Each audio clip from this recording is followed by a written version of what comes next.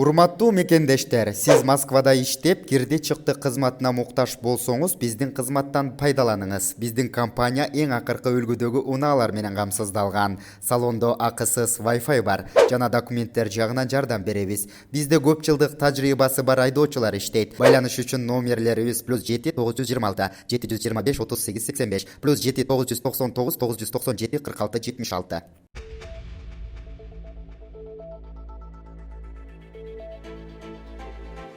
Өлкө башчы Ата бейит мемориалдык комплексине барып жазуучу Чыңгыз Айтматовдун бейитине гүл койду. Залкарларды эскерүүгө мамлекеттик чиновниктер жана Айтматовдун туугандары, достору менен бирге чыгармачылыгына таазим эткендер келишти. Гүл койгондон кийин Куран окулду. Ошондой эле Жээнбеков жана аны коштогондор 1937-1938 жылдардагы саясий репрессиянын курмандыктарынын эстелигине, 1916 жылдын курмандыктарынын монументине жана 2010 жылдагы апрель элдик революциясынын курмандыктарынын мемориалына гүл коюп Куран окутушту. Бүгүн 12 декабрда улуу жазуучу Чыңгыз Айтматовдун 90 жылдыгы белгиленүүдө. Мааракени утурлай Кыргызстандын булуң бурчуна жана дүйнөнүн бир катар мамлекеттеринде Айтматовду эскерүү кечелер жана илимий конференциялар өттү. Москвада Чыңгыз Айтматовдун эстелиги ачылып, ага президент өзү катышкан.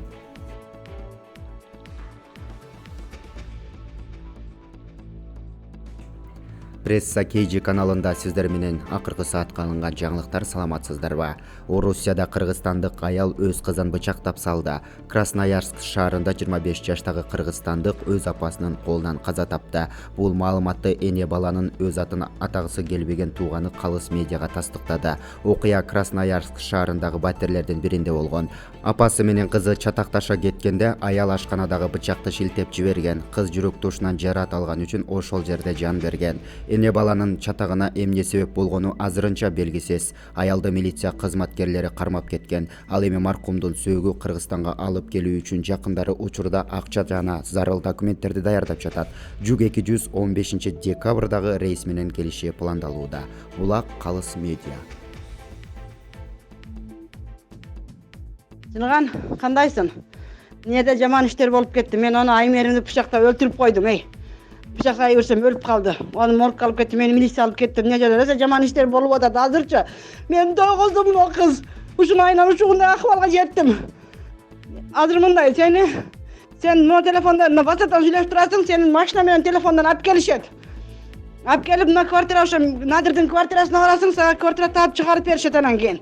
Ого чейин мына балдарга айтамын, полный көчүрүп алып чыгып койду ошол жака. Сен 1-2 күн иштеп турасың Надирлардыкында. Анан о ишке айтып койгом, Вадим Владимировичке айтып койдум мен, ушундай болду. Сени ишке апарып коюшат, ана Фатима апарып коет сени. Түшүндүңбү? Калганын кийин мен милициялар менен кеттим уже, болду.